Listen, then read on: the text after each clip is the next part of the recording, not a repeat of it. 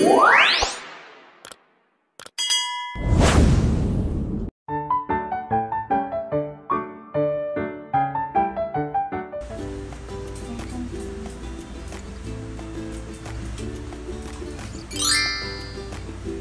Fairy Mati! Kumusta? Mabuti naman po. Handa ka na ba sa ating bagong aralin? Opo, handa na po ako. Kung gayon, magsimula na tayo. Sige po. Oh, Kissy! Bakit malungkot ka? Hindi ko po alam ang plate value. Ganun ba? Naku, tama-tama.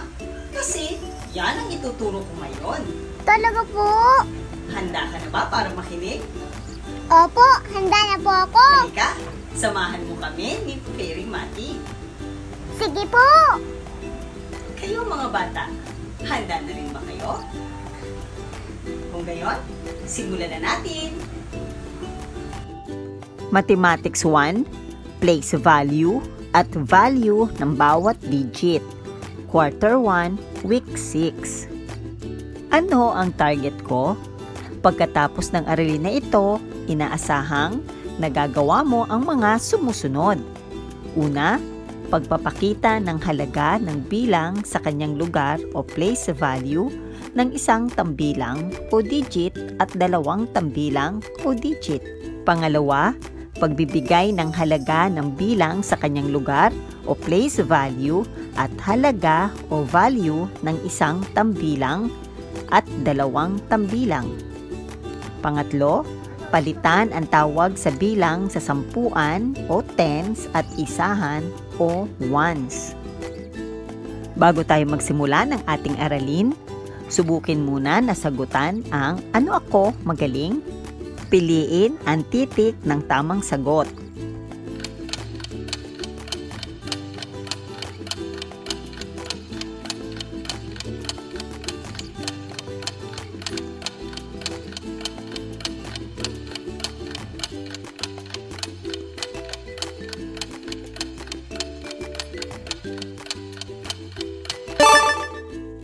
Kung ang sagot mo ay katulad ng mga sumusunod, ikaw ay tama. Ano ang balik-tanaw ko? Bilugan ang tamang sagot.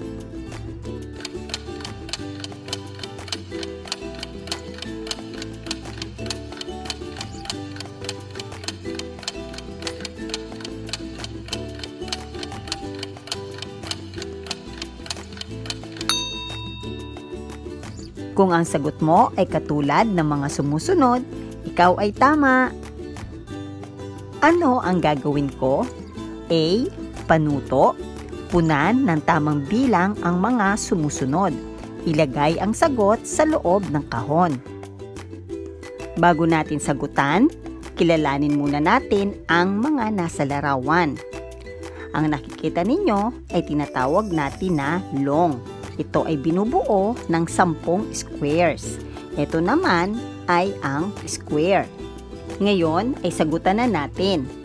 Ang isang long ay may 10 squares. Kaya 10, 11, 12, 13. Kaya ang sagot ay 13.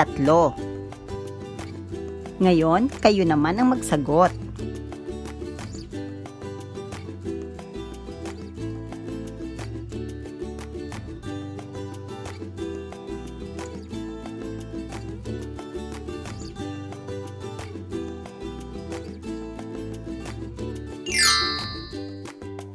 Kung ang iyong sagot ay 15, tama ka. Kung ang sagot mo ay 12, tama ka. Kung ang sagot mo ay 11, tama. Kung ang sagot mo ay 14, tama. At ang huli ay 16, tama. Ngayon ay tingnan naman natin ang sunod. Ilan ang sampuan sa bilang na 63?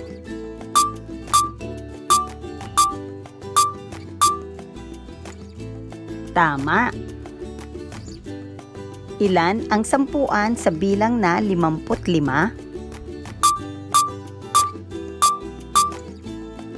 Magaling! Ilan ang isahan sa bilang na 37?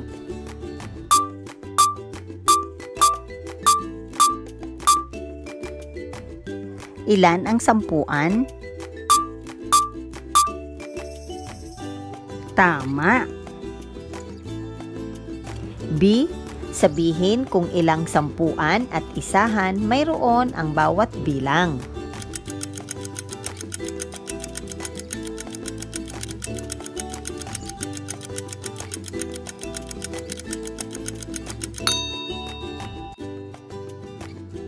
Ano ang kahulugan? Ang bilang sa kanyang lugar o place value ay tamang kinalalagyan ng numero. Ang halaga o value ng isang bilang ay malalaman sa pamamagitan ng pagpaparami sa bilang sa kanyang lugar o ito ay nauugnay sa kanyang pwesto. Tingnan ang place value chart sa ibaba. Pag-aralan ang place value ng bawat bilang. Ang bilang na 63 ay may 6 na sampuan at 3 na isahan. Ang place value ng 3 o 3 ay ones o isahan at ang 6 o 6 ay tens o sampuan. Ang halaga o value ng 6 o 6 ay 60 o 60 at ang 3 ay 3. Ang bilang na 37 ay may 3 sampuan at 7 isahan. Ang place value ng 7 o 7 ay ones o isahan at ang 3 o 3 ay tens o sampuan. Ang halaga ng 3 o 3 ay 30 o 30 at ang 7 ay 7. Ang bilang na 55 ay may 5 sampuan at 5 isahan. Ang place value ng 5 o 5 ay nasa ones o isahan at ang isang 5 ay nasa tens o sampuan. Ang halaga o value ng 5 o 5 ay 50 o 50 at ang 5 naman ay 5. Para maibigay ang sampuan at isahan sa bilang, gamitin muli ang bilang sa place value chart.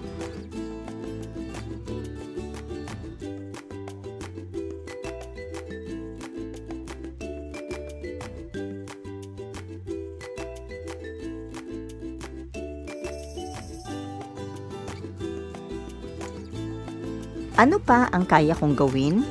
A. Kulayan ang sapat na bilang ng sampuan at isahan sa bawat pangkat.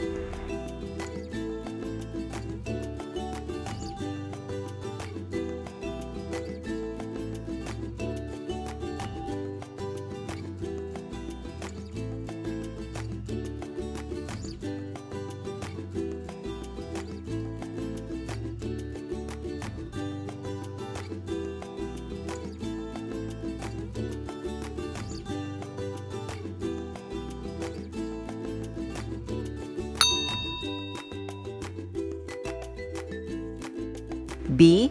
Isulat ang bilang sa kanyang lugar sa kaliwa at halaga nito sa kanan. Halimbawa, 65, ang may salungguhit ay 6 na ang kanyang lugar o place value ay sampuan at ang halaga o value nito ay 60 o 60.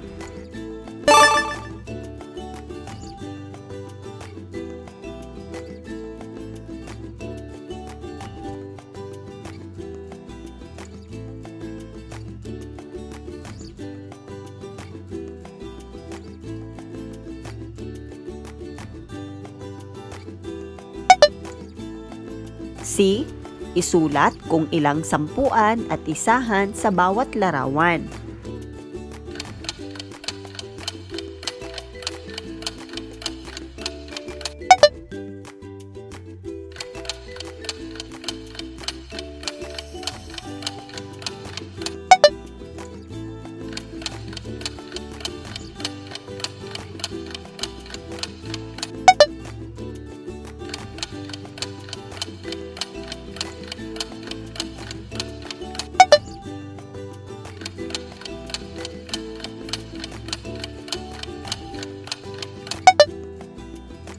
Ano ang natamo ko?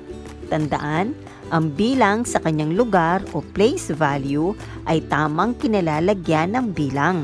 Ang halaga o value ng isang bilang ay malalaman sa pamamagitan ng pagpaparami sa bilang ng kanyang lugar. Maaaring pangkatin ang isang bagay sa paraang sampuan. Kung may dalawang tambilang o digit, sa kaliwa ay sampuan at ang nasa kanan ay isahan. Ano ang kaya kong gawin? A. Piliin ang sagot sa loob ng kahon. Bilang 1, alin sa mga bilang ang may 7 sa isahan? Bilang 2, ang bilang sa sampuan ay 8. Bilang 3, bilang na may 4 sa sampuan. Bilang 4, 8 ang bilang sa isahan. Bilang 5, may 2 na bilang sa sampuan. B. Ibigay ang halaga ng bawat bilang.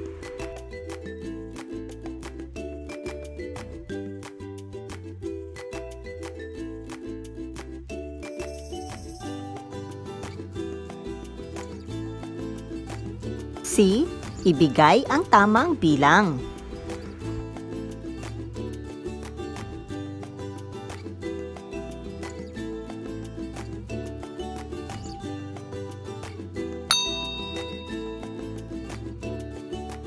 Kumusta na ang target ko?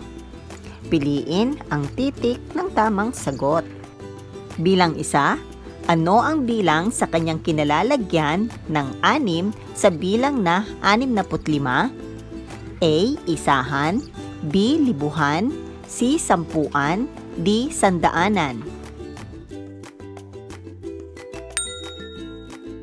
Bilang 2, kung ang bilang sa kanyang kinalalagyan ng 5 sa bilang na 56 ay sampuan, ano ang halaga nito?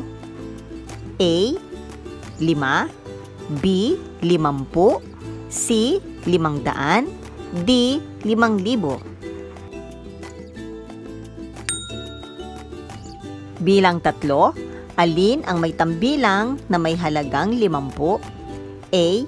65, B. 55, C. 45, D. 35.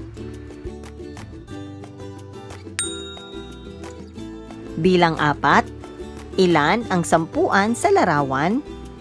A. 6, B. 5, C.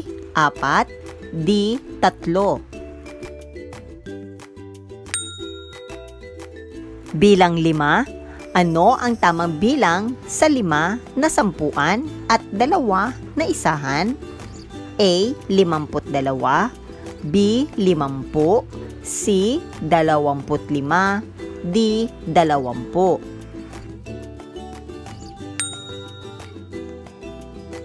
Ano pa ang kaya kong gawin? Punan ang tamang bilang sa sampuan at isahan ang mga kahon ayon sa ibinigay na bilang.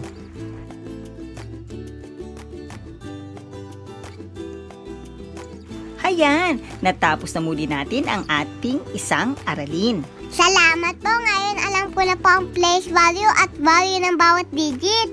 Walang anuman, Kisi. Kaya, kung meron kang hindi naintindihan sa iyong aralin, lumapit ka lang sa amin ni Fairy Mati. Talaga po? Sige po. Paalam na po. Kayo rin, mga bata. Sana ay naintindihan ninyo ang ating aralin ngayon. Hanggang sa muli. Fairy Mati, paalam na tayo. Paalam! Thank you for watching. Don't forget to like and subscribe.